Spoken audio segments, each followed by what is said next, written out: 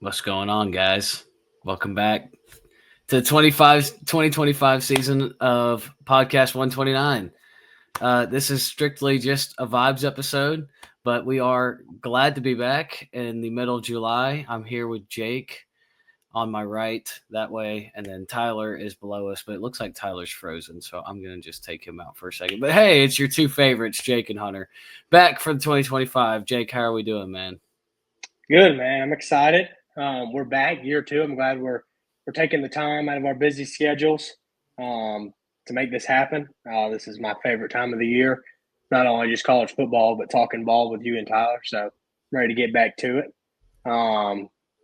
Goatee looks great, man. I mean, I've been staring at it since we got on a few minutes ago. I didn't say this pre-show, but I mean, this looks great. And the glass, you look like McAfee. You really do. Take the glasses off, So you look great. Thanks, man. Thanks for putting me on the spot like that. But yeah, no, I'm glad to be back. It's always good. This is just like a warm up to the warm up. The video game's out, and it's really starting to feel like, we're tasting it. We're only a month away. So we're about to start all the pod previews here soon.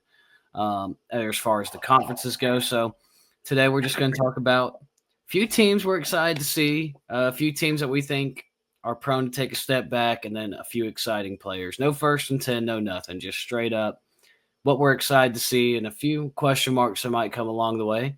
But yeah, and whenever Tyler rejoins us, we'll bring him on. But producer Tyler is full time now. He is no longer just sitting He is behind. here. Yeah, he's all in now. He's here. Speaking of side note, speaking of McAfee, I got the Derby on in the background that he just popped up on the screen. He's at Truist. I guess he's hosting it. Oh, Tyler's here. Tyler's here. Introduce yourself. Hey guys, Tyler, I'm back. My Wi-Fi is not cooperating tonight, so bear with me. It's all good, man. You had the most milquetoast players and teams out there, so people aren't missing a whole lot. Just sorry. Oh, me. We do have social media pages. They are not active, but they are there. They're about to be active. They're about to be active. They will be Especially active. Twitter.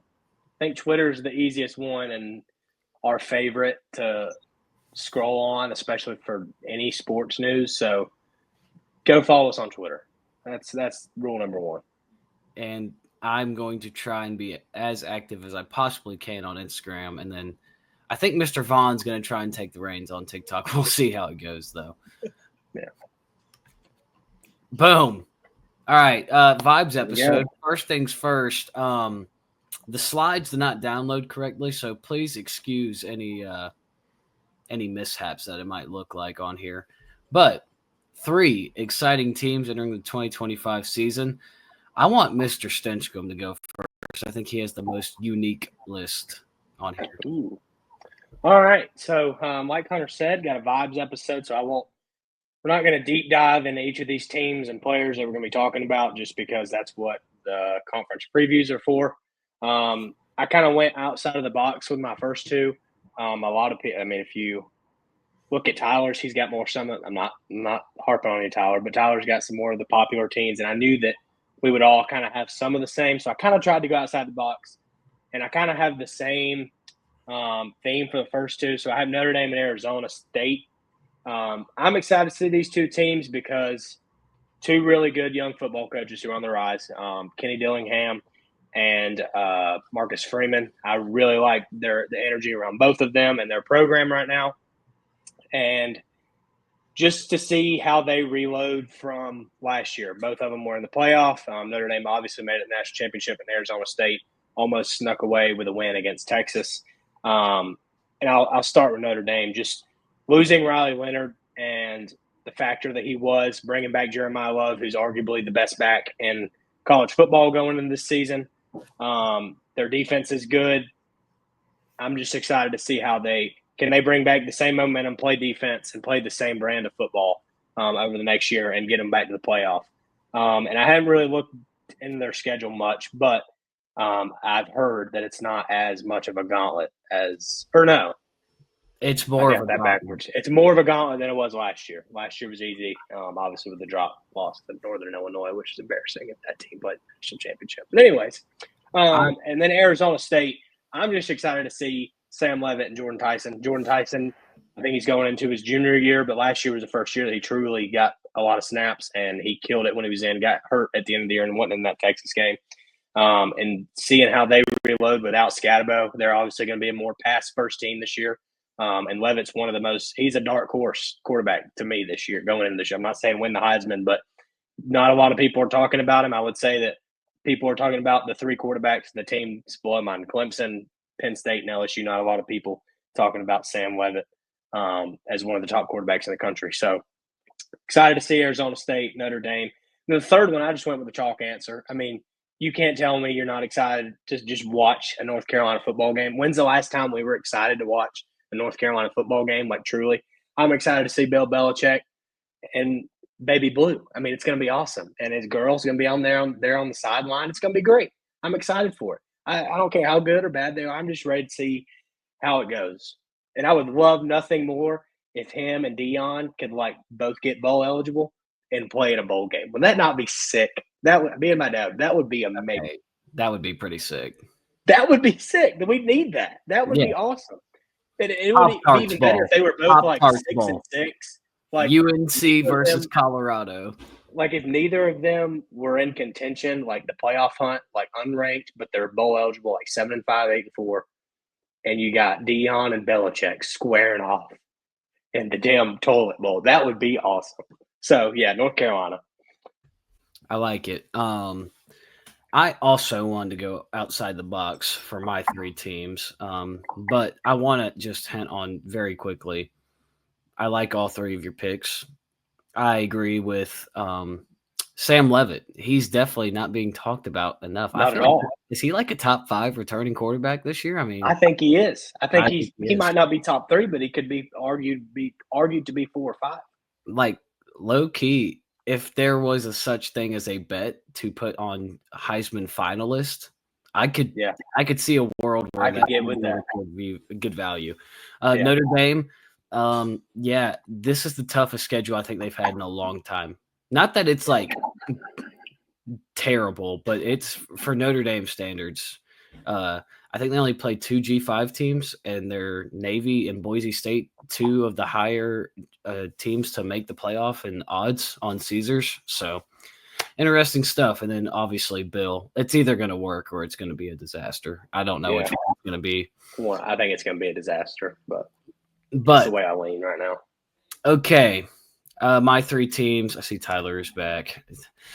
So I have Georgia Tech, Nebraska, Texas Tech. I'll try and keep this short and sweet, but I put the Yellow Jackets on here because they might be favored in 10 out of their 12 games this year. Very doable schedule. And if they go 10-2, they could be a playoff contender. They are like plus 800 on Caesars right now to make the playoff. So we'll see. I feel like it's very interesting. You got the running back coming back, Haynes, and then you got Haynes King at quarterback coming back. And like Brent Key, he always gets his team up for those big games. You got Buster Faulkner coming back. Like not losing Buster Faulkner is a huge win for them.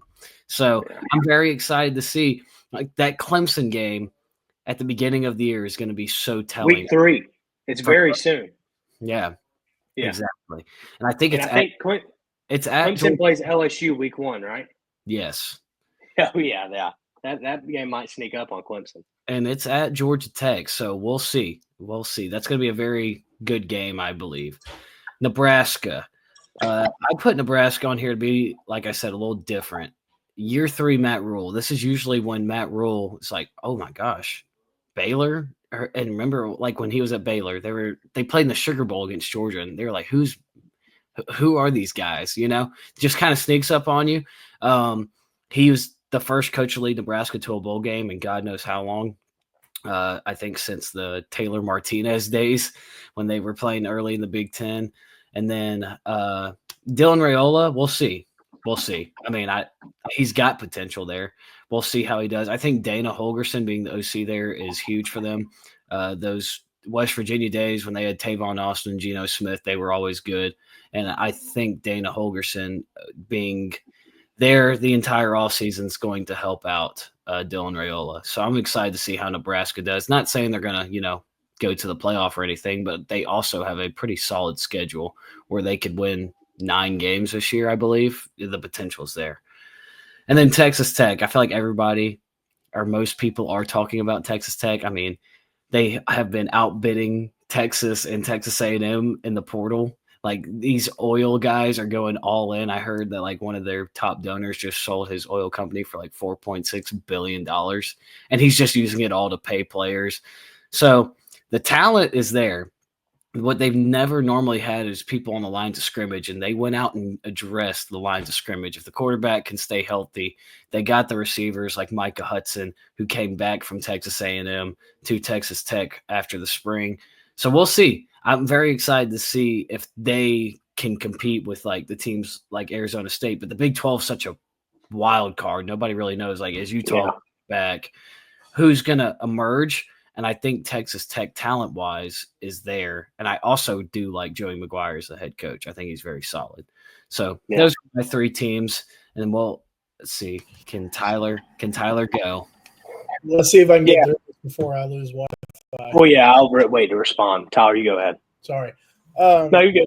Like they were saying earlier, though, I have some pretty chalky answers.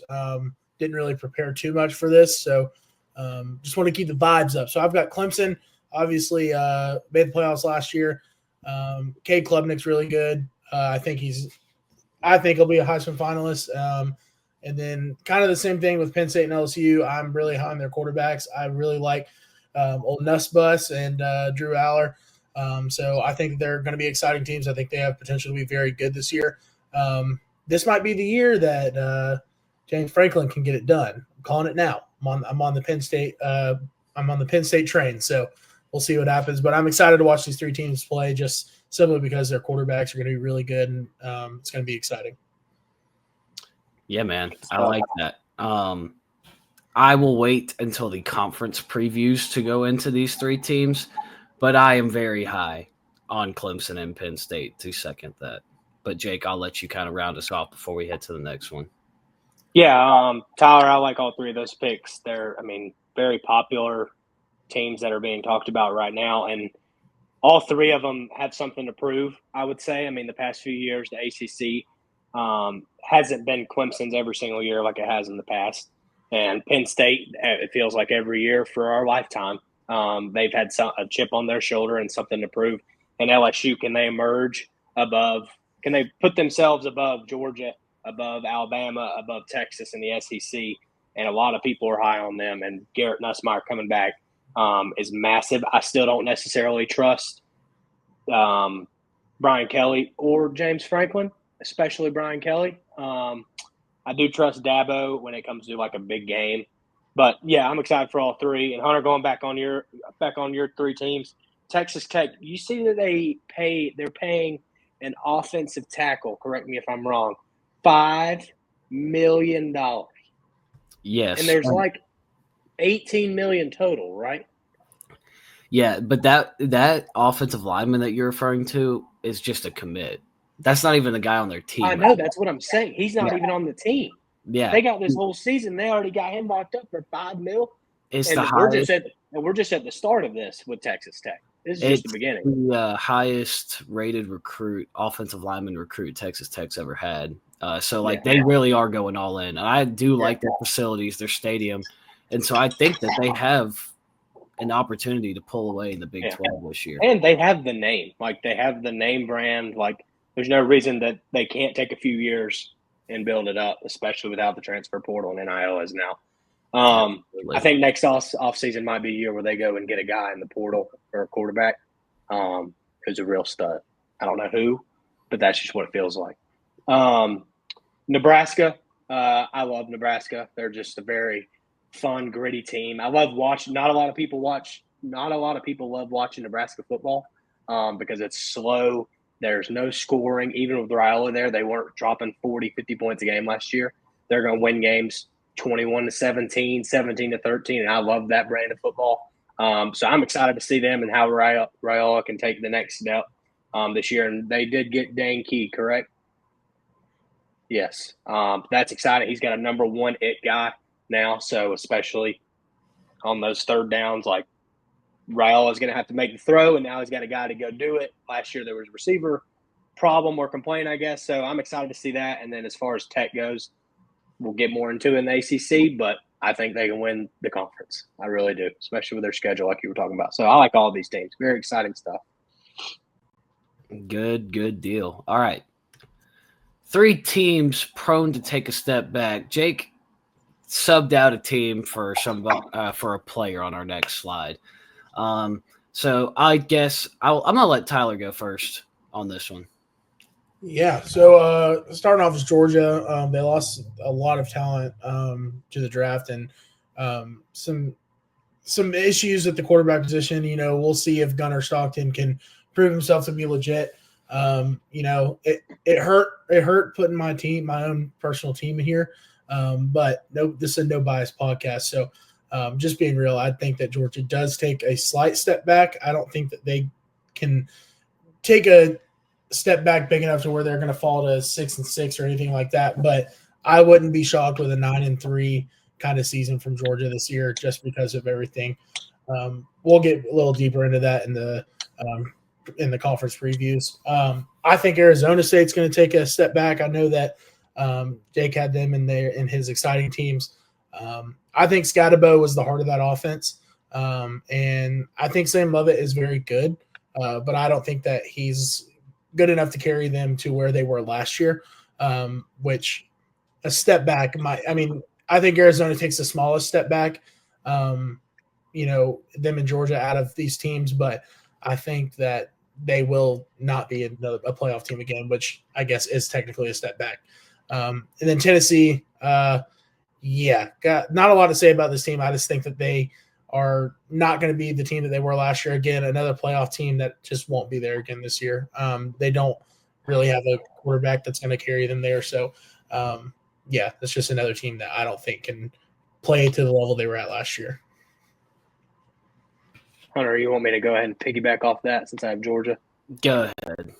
So, Tyler, I like all 3 of those, especially the point you brought up about Arizona State, how it might be a small step back, but you don't believe that Sam Leavitt can elevate them to where they were last year, which that's what's interesting to me because I'm excited about it, and I think that he's capable of doing it. But it's really losing Scatabo, like that big of a factor is like the Brock Bowers factor, but even more with Arizona State. Like Georgia reloads every year, and we don't have a Brock Bowers back, but we have other guys around the field, around the depth chart, whatever, that can get us back there in a different way. This year, Arizona State, they're not bringing back a Cam Scatabo. They're bringing back Jordan Tyson, but it's really just falls on the shoulders of Jordan Tyson, where he doesn't have that X factor running back. Can he carry himself? Can he help them become a pass first team? Because that's what they're going to have to do, no doubt. They're going to be throwing the ball 35 to 40 times a game, and can he handle that? So I'm excited to see that. I'm glad you brought that up. Georgia, so I have my team as Georgia. I won't crash out right now talking about Georgia. But 3 things that I'm concerned about with Georgia is, 1, the schedule. Their schedule is absolutely brutal, and I think there's a world that they could go 7-5. Yeah, do I think that's going to happen? No, but I think that's the floor for the year because you have home games. You look at Ole Miss, Bama, Texas. You got away games at Auburn at night, already confirmed. Gunner's first road SEC start in Neyland. And then you got Tech at the last week of the season. So it's not going to be an easy road. Second, I'm going to get this out of the way. No concern with defense. I think they're going to be a top 5 defense in the country. Athletes all over the field, dogs all over the field, draft picks all over the field, just like Kirby's defense always is. I do want to see us get to the quarterback more. Offensively is my biggest point of concern as far as the on-field stuff. Obviously, I haven't really bought into the Gunner stock yet. I need to see more of it. I need to see him do it. I need to see the game put on his shoulders in moments in 3rd and 7s where he's got to make a play and make quarterback throws in the pocket, not on the run or outside of the pocket. And he's got to stay healthy too, man. He's got to learn how to get down and take care of himself. I know he's tough, and I love that. I love that he's wanting to put his body on the line, but got to stay healthy. Obviously, we led the country in drops last year. That's got to be better. The offensive line has got to be better, and they Georgia has to be a run-first team this year. No doubt in my mind, they have to be a run-first option team. Nate Fraser's got to stay healthy, and he's got to hold on to the football when he gets it. And then the third thing, see, I'm already all too much on Georgia. Leadership, I think this has been a problem the past few years. You look at the years since 2016, Kirby's always had player leadership, and I feel like he's missed that for the past, especially last year. And when you can see it as a fan, and you haven't been able to see it the past few years. So I'm ready to see who is that guy. Is it Gunner? Is it C.J. Allen? Is it somebody on the offensive line? So yeah, I'm ready to see. That's what I got about Georgia. So I do think it's going to be a smaller step back, just with the schedule. Man, it's a gauntlet. I see like 9-3. Hunter. Yeah, I have a lot to say on Georgia too, but just not this time around. When we get to the SEC, I'll have plenty to say on them. I'm gonna let you two take the cake on that, but don't worry. I'll have my thoughts and opinions on Georgia entering 2025. We do have a segment called Hot Takes that we'll be implementing just to give a little preview for what we got going on, and it is hot takes that we'd actually put money on. And I will say, just keep your eyes out on that for Georgia. So, 3 teams take a step back. I chose 3 playoff teams from last year. I thought that was pretty fitting because I don't see any of these 3 teams making the postseason 2 years in a row. SMU has the best chance out of these 3, I would argue. But I got Indiana, Tennessee, SMU. I'll start off with Indiana. Great story last year. I think they're going to be a good football team. I think they'll win like 8 games, 9 games, maybe 7 games, but somewhere in that 7 to 9 range. They had a cakewalk schedule last year. There's just no other way to say it. Don't get me wrong. Had great talent. Good best team Indiana's seen in a long time. Sorry if y'all can hear my notifications coming through my computer. But, this year they have to go on the road to Iowa. They have to go on the road to Oregon. They have to go on the road to Penn State. They have to play Illinois. They didn't have to play some of these top-tier teams in the Big Ten last year. So I think that will come back to just bite them in the rear. I don't know how battle-tested they'll be. I do like Fernando Mendoza at quarterback. And like I said, I think they're going to be a solid team. Just don't see them making the postseason and going 10-2. Then I have Tennessee. Joey Aguilar loves a turnover. He loves to throw an interception. As somebody who has watched Georgia Southern football for the past 2 years, I kept up with App State. Okay? And yes, App State historically good FCS team, good lower level FBS team, whatever. Joey Aguilar is not that good. Like, if you got beat by Georgia Southern last year and that defense ate you up, you're not that good of a quarterback. I'm sorry. It's just the truth. Georgia Southern, they won 8 games. Yeah, whatever. I don't care. Joey Aguilar, not a buyer. Sell all the stock. Don't get me wrong. Tennessee will have a solid defense, and they'll probably win 7-8 games, but also just a team I'm not very high on entering this year. And they feel a lot like Oklahoma last year. Yeah. Good defense, can't score. That's a good way to put it. That's a really good way to put it. And then lastly, I got SMU. When you set the bar so high, this isn't really a shot at me saying I don't think they're going to be good. But when you set the bar so high in year 1 of the 12-team playoff and you make the ACC championship game and you only lose 1 regular season game, it's just so hard for me to buy back in on that with this team.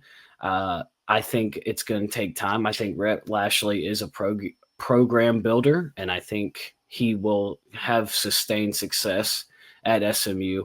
But I do think Kevin Jennings, after last year's just debacle in his last 2 games that he played, I think teams are going to pick up on the turnovers and how to scheme up against him a little bit easier entering in this year. I think SMU is going to be a solid team, but I don't know if the playoffs and the ACC championship are going to be games that they play in for 2025. Yeah, I like it. And all 3 of those teams, I feel like this applies to. I fil like each team, their respective conference, everybody around them that's going to be in the same role as they were last year. So, like, not the best top tier 1, but tier 2. All three of these teams were probably tier 2 in their conference last year, I would say. There's 3 or 4 teams in each conference that have moved up to tier 2, if that makes sense. Like, Michigan's going to be better. Nebraska is going to be better. Illinois is bringing back basically the same team. Tennessee, I mean, everybody in the SEC is getting better. And then SMU in the ACC, like you have Miami, they're coming back, which they're more tier 1, I guess. Georgia Tech is here. Like, I feel like there's they didn't take enough steps to get better in the offseason. Like, who is Tennessee's running back? They don't, like, can you name it? Like, I don't know. And losing Dylan Sampson, I don't know. I like all three of those, and I feel like it's the same. They play the same role in that. They're going to play the same role in their conference this year. I agree. One more thing. The schedule for all three of these teams, I think, got a little bit harder. So not only did they not improve personnel-wise, but, like, SMU's got to play some top-tier teams in the ACC this year. They didn't have to do that last year. I talked about it with Indiana. Tennessee, their schedule might not have gotten necessarily harder. I think it's the same teams they played last year, just flipped locations, but going on the road to Alabama and then going to the Swamp, not very ideal when you had those games at home last year. So, yeah, we will see. Moving on. This is it. This is the last thing we're going to talk about. Like I said, Vibes episode, ignore the slides. The faces are all there. I'll let Jake take the cake last because he wanted to talk about these 4 guys. And I'm going to let Tyler go first because I don't know if everybody's just going to know these 2 faces at the bottom off the top of their head. And Tyler knows – he knows his stuff, so I'm going to let him go. All right, so my first guy, that is KJ Bolden. He's going to be a sophomore safety. He's going to be a sophomore safety with the Georgia Bulldogs. I think that he's a premier safety in the country. And one of the better defensive players in the country. He got to have a year under Malachi's wing, just kind of learning from him. And obviously Malachi just went in the first round to the Ravens. So I think that with him being able to develop for another year and be in the weight room at the University of Georgia and being under that offseason workout plan, he is prone to come back for a really good year. And I'm excited to watch what's going to happen. But you don't really hear people talking about him. You just hear people talking about Georgia's defense as a whole. And so I think that he's a guy that could really have a breakthrough season this year. So my second guy is going to be Whit Weeks. That is going to be a linebacker. He was a first-team All-SEC linebacker last year for LSU. He wears number 40. He's the typical, like, white crash-out linebacker. Like, imagine Brian Urlacher that was, like, on cocaine all the time. That's Whit Weeks. He loves to hit guys in the mouth, and he's just a really fun player to watch. He actually graduated from right down the road from here. So I'm a little bit of a fanboy of him a little bit, you know what I'm saying? But I think that he's prepped for a really good year. He's going to be one of the better linebackers in the country. So I think that he's going to anchor that LSU defense. I'm very high on LSU, and I think that he's going to play a major role in their success this year. So,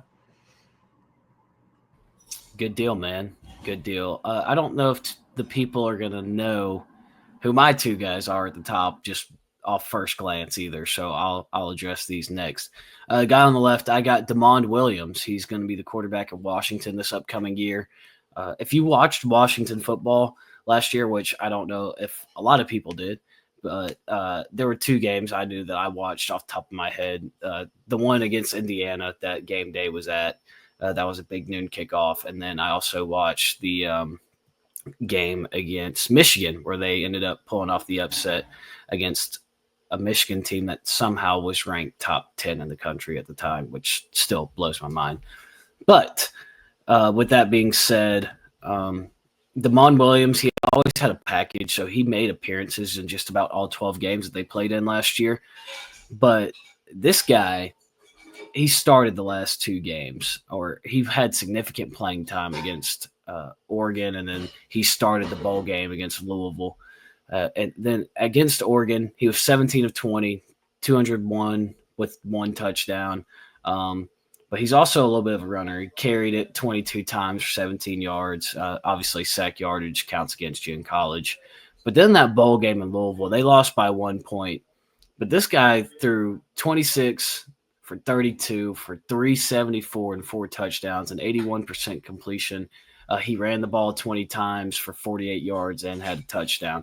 So he's a true dual threat in my eyes, and I think the sky's the limit. He stayed there with Jedd Fisch, and Jedd Fisch, man, we saw what he did in year 2 at Arizona. Arizona was right on that cusp with Noah Fafita and Tetairoa McMillan just 2 short years ago. It's crazy how fast these coaching changes happen and all the player personnel. But Damon Williams stayed there even as a Kalen DeBoer recruit. And I can just see him having a lot of potential. I'll dive more into Washington for our Big Ten preview because this is a team that I'm very optimistic about heading into 2025. And then the guy on the right, Darian Mensah, one of the talked about but not talked about quarterbacks of this offseason. Talked about because he got paid by Duke, of all teams, just to get a team that doesn't – a university does not dish out a lot of money towards football. But he got his money. I think it was $2 million, $4 million, something around that range. He put on a very good season at Tulane last year. He threw for 2,700 yards, 22 touchdowns, 6 interceptions, QBR around 76. It was best for 19th in the country. So I'd say that's a pretty solid year. And Duke last year, they won like 9 games, I believe, with Malik Murphy. They were a sneaky end of the year top 25 team. Obviously, it was never a team that was a true threat. But Manny Diaz in year 1 has done a really good job at Duke. They've gone out and gotten their guy at quarterback, and I can just see them having another successful season. And I wanted to bring shine to these 2 players who just might not get enough attention. So I'm going to leave the floor to Mr. Stinchcomb, as he's got 4 guys on here, and 2 of them I wanted to put on here, but I decided not to. I wanted Jake to have his time to shine, and I did want to point out my 2 guys. So, Jake, the floor is yours. You're on mute. Sorry. And also sorry about my dog freaking out when any kind of vehicle drives by our house. So I like all 4 of y'all's.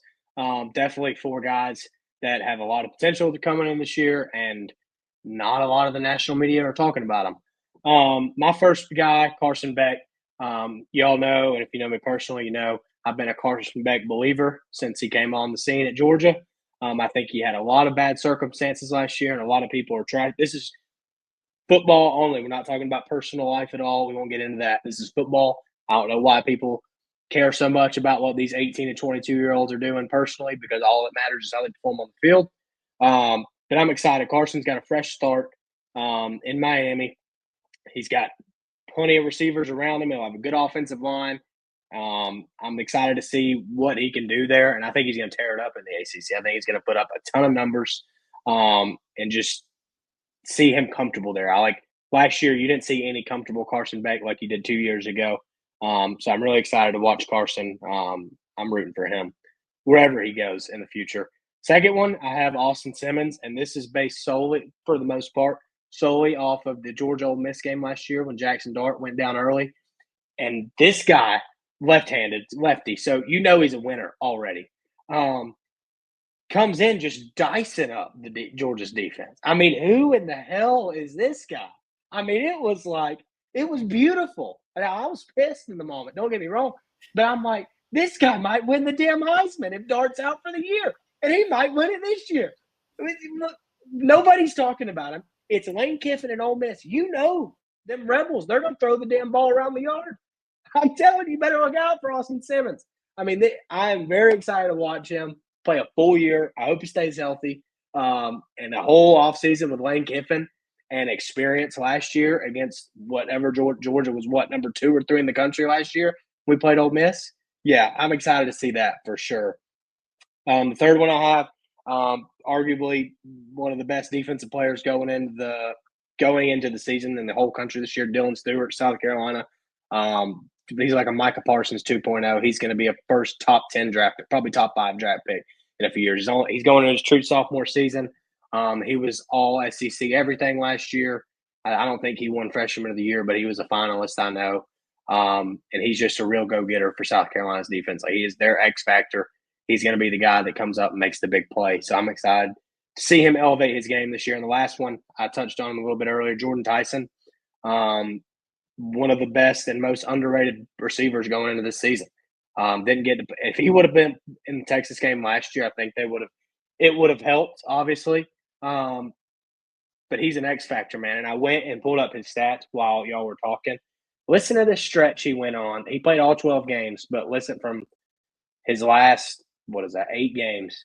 6 catches, 76 yards, 5 catches, 84 yards, 6 for 108, 8 for 81, 7 for 99, 12 for 176, 9 for 125, 8 for 143 with 9 total touchdowns in a 8-game span.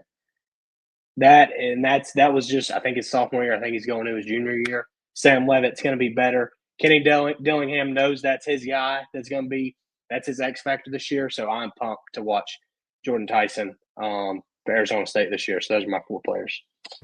And I think with that, that might be all we have. That is all we have. And I do want to just touch in on your guys. So I wanted to put Austin Simmons on there. I did because of the same reasons. I mean, it was like butter. I mean, he just looked really good. It's beautiful. And he's not even 20 years old yet. You know, he started college a year early, and he was one of the top-rated recruits out of his class for a reason. And there's a reason why there's been 2 or 3 other quarterbacks, like one known as Walker Howard. He was at LSU and then transferred to Ole Miss, and then they got Austin Simmons, and Walker Howard had to transfer to Louisiana Lafayette.